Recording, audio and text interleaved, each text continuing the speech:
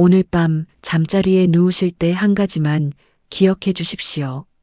지금 이 순간에도 우리 뇌는 잠을 통해 스스로를 청소하고 있습니다. 그런데 그 청소가 제대로 이루어지지 않으면 뇌에는 조용히, 아주 조용히 독이 쌓이기 시작합니다. 세계적인 수면 과학자 매튜 워커 교수는 이런 말을 했습니다. 잠은 신이 인간에게 내린 최고의 생명 유지 장치다. 그런데 현대인은 이 장치를 스스로 꺼버리고 산다. 그는 UC 버클리에서 수십 년간 수면을 연구하며 수면의 질이 떨어진 사람일수록 알츠하이머 치매의 원인 물질인 베타 아밀로이드가 뇌에 훨씬 빠르게 축적된다는 사실을 밝혀냈습니다. 잠을 잘못 자는 것이 단순히 피곤한 문제가 아니라 10년 뒤, 20년 뒤의 뇌 건강을 갉아먹는 일이라는 뜻입니다. 이 영상을 끝까지 보시면 우리가 무심코 반복하고 있는 수면 습관 중 뇌 건강을 직접적으로 위협하는 5가지가 무엇인지 알게 됩니다. 그리고 그중 대부분은 오늘 밤부터 바로 고칠 수 있는 것들입니다. 첫 번째, 자는 시간이 들쭉날쭉한 습관입니다. 평일에는 밤 11시에 눕고 주말에는 새벽 1, 2시까지 텔레비전을 보다가 잠드는 분들이 꽤 계십니다. 어떤 날은 5시간, 어떤 날은 9시간. 이렇게 수면 시간이 제각각이면 우리 몸 안에 있는 생체 시계가 혼란에 빠집니다.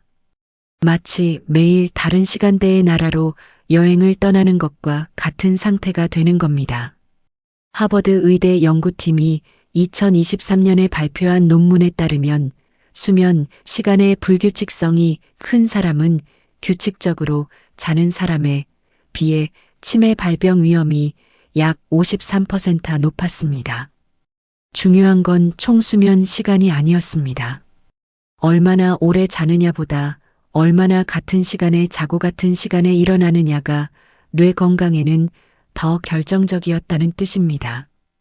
혹시 주말마다 밀린 잠을 보충한다고 생각하며 늦잠을 주무시는 분이 계시다면 그 보충이 오히려 뇌의 리듬을 깨뜨리고 있는 건 아닌지 한번 점검해 보시면 좋겠습니다. 두 번째, 잠들기 직전까지 스마트폰 화면을 보는 습관입니다. 이건 정말 많은 분들이 해당되실 겁니다.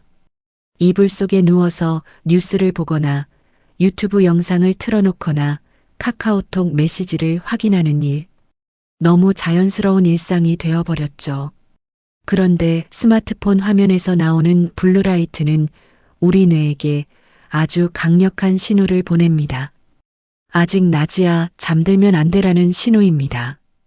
이 빛을 받으면 수면 호르몬인 멜라토닌 분비가 최대 50%까지 억제된다고 합니다. 멜라토닌이 줄면 잠이 얕아지고 잠이 얕으면 뇌의 노폐물 청소 시스템인 글림프 시스템이 제대로 작동하지 못합니다. 쉽게 말하면 분명히 6시간, 7시간을 눈 감고 누워 있었는데 뇌는 제대로 쉬지 못한 상태가 되는 겁니다. 아침에 일어났는데 개운하지 않고 머리가 무겁고 몸이 찌뿌둥한 느낌이 자주 드신다면 이 두 번째 습관을 한번 돌아보시기 바랍니다. 그런데 여기서 잠깐 지금까지 이야기한 2가지는 사실 많은 분들이 어느 정도 알고 계신 내용일 수 있습니다. 하지만 다음에 이어지는 3가지는 의외로 잘 모르시는 경우가 많고 그중 하나는 오히려 건강에 좋다고 믿고 계셨던 것일 수도 있습니다. 세 번째, 저녁 운동 후 바로 잠자리에 드는 습관입니다. 건강을 위해 저녁마다 걷기 운동을 하시는 분들 정말 훌륭한 습관입니다. 그런데 운동 직후 온몸에 열이 올라 있는 상태에서 바로 침대에 눕는 것은 오히려 수면의 질을 떨어뜨릴 수 있습니다. 우리 몸은 체온이 떨어질 때 잠이 드는 구조로 되어 있습니다. 매튜 워커 교수의 설명에 따르면 심부 체온이 약 1도 정도 내려가야 뇌가 수면 모드에 들어가는데 운동 직후에는 오히려 체온이 올라가 있는 상태입니다. 그래서 눕기는 눕는데 오래 뒤척이게 되고 간신히 잠이 들어도 깊은 수면 단계까지 내려가기가 어려워집니다. 건강을 위해 운동을 하시는 거라면 취침 최소 2시간 전에는 마무리하시는 게 좋습니다. 저녁 9시에 주무신다면 7시 이전에 운동을 끝내시는 거죠. 그래야 체온이 자연스럽게 내려가면서 몸이 잠을 맞이할 준비를 합니다. 운동 자체가 나쁜 것이 아니라 타이밍의 문제라는 걸 기억해 주십시오. 네 번째, 이건 정말 많은 분들이 뜨끔하실 수 있는 이야기인데 낮잠을 너무 오래 자는 습관입니다. 점심 먹고 나면 눈이 스르르 감기죠. 소파에 앉아서 텔레비전 보다가 1시간, 길면 2시간씩 낮잠을 주무시는 분들이 계십니다. 짧은 낮잠은 오히려 좋습니다. 문제는 30분을 넘기는 낮잠입니다. 30분이 넘어가면 깊은 수면 단계에 진입하게 되는데 이렇게 낮에 깊은 수면을 미리 써버리면 밤에 깊은 수면에 들 수 있는 양이 줄어듭니다. 뇌가 쌓인 노폐물을 가장 활발하게 씻어내는 시간이 바로 이 깊은 수면, 서파 수면 단계입니다. 낮에 이걸 소진해버리면 밤사이 뇌 청소가 불완전해지는 겁니다. 점심 후에 졸리시면 15분에서 20분 정도 알람을 맞춰놓고 짧게 주무시는 것을 권합니다. 조금만 덜하고 눈을 감는 그 순간이 밤의 깊은 수면을 빼앗는 시간이 될 수 있습니다. 혹시 낮잠을 1시간 넘게 주무시고 나서 밤에 잠이 잘 안 오신다면 이 네 번째 항목이 원인일 가능성이 높습니다. 자, 여기까지 4가지를 말씀드렸습니다. 불규칙한 수면 시간, 취침 전 스마트폰, 늦은 저녁 운동 직후 취침, 그리고 긴 낮잠. 하지만 마지막 5번째가 어쩌면 가장 중요한 이야기일 수 있습니다. 이건 습관이라기보다는 우리의 마음과 관련된 문제이기 때문입니다. 5번째, 걱정을 안고 잠자리에 드는 습관입니다. 자식 걱정, 돈 걱정, 건강 걱정. 이불을 덮고 누우면 유독 이런 생각들이 밀려오는 분들이 계십니다. 낮에는 바빠서 잊고 있다가 조용해지는 밤에 비로소 그 무게가 올라오는 거죠. 그런데 걱정을 하면 우리 뇌에서는 코르티솔이라는 스트레스 호르몬이 분비됩니다. 이 호르몬은 뇌를 각성 상태로 유지시킵니다. 전투태세, 경계태세로 만드는 물질이니까요. 이 상태에서는 잠이 들어도 깊이 내려가지 못합니다. 수면의 양은 채워지는 것 같은데 질은 현저히 떨어지는 겁니다. 이런 상태가 몇 달, 몇 년 누적되면 뇌의 해마 기억을 담당하는 영역이 손상되기 시작합니다.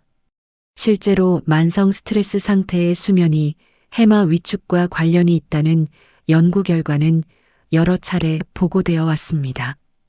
해결이 어려운 걱정이라면 잠들기 전에 종이 한 장에 적어보시는 것을 권합니다. 머릿속에 두면 뇌가 계속 그것을 붙들고 있지만 종이 위에 옮기는 순간 뇌는 일단 내려놓아도 된다는 신호를 받는다고 합니다. 거창한 일기가 아니어도 됩니다. 오늘 걱정되는 것 2-3가지 한 줄씩만 적으면 됩니다. 이것만으로도 입면 시간, 그러니까 잠드는데 걸리는 시간이 평균 9분 단축되었다는 연구 결과가 있습니다. 정리를 해보겠습니다. 불규칙한 수면 스케줄이 뇌의 리듬을 깨뜨리고 잠들기 전 스마트폰이 멜라토닌을 억제하고 늦은 운동이 체온을 올려 깊은 잠을 방해하고 긴 낮잠이 밤의 서파 수면을 빼앗고 걱정이 코르티솔을 올려 뇌를 쉬지 못하게 합니다. 이 5가지가 매일 밤 조용히 뇌의 청소 시간을 줄이고 있었던 겁니다. 독일의 철학자 아르투어 쇼펜하우어는 이런 말을 남겼습니다. 수면은 우리가 원금에서 매일 이자를 받는 것과 같다. 그 이자가 끊기면 원금 자체가 소진된다. 잠이란 단순히 하루의 피로를 푸는 시간이 아닙니다. 내일의 기억을, 내년의 판단력을, 10년 뒤의 뇌를 지키는 시간입니다. 오늘 밤 딱 두 가지만 해보시면 어떨까요? 하나, 지금부터 잠자리에 드시는 시간을 정하시고 주말에도 지켜보시는 겁니다. 하나 더, 누우시기 30분 전에 스마트폰을 침대 밖에 두시는 겁니다. 이 작은 변화가 뇌를 청소하는 시간을 되살립니다. 거창한 건강법이 아닙니다. 잠을 제대로 자는 것, 이것이 60대 이후 뇌를 지키는 가장 확실하고 가장 돈 안 드는 방법입니다. 지금이라도 이 사실을 아셨으니 늦지 않았습니다. 오늘 밤이 달라지면 내일 아침에 뇌가 달라집니다. 이 영상을 보고 계신 분들은 평소에 어떤 수면 습관이 있으신가요? 혹시 오늘 이야기 중에 이건 내 얘기다 싶은 것이 있으셨다면 댓글로 나눠주시면 서로에게 좋은 자극이 될 것 같습니다.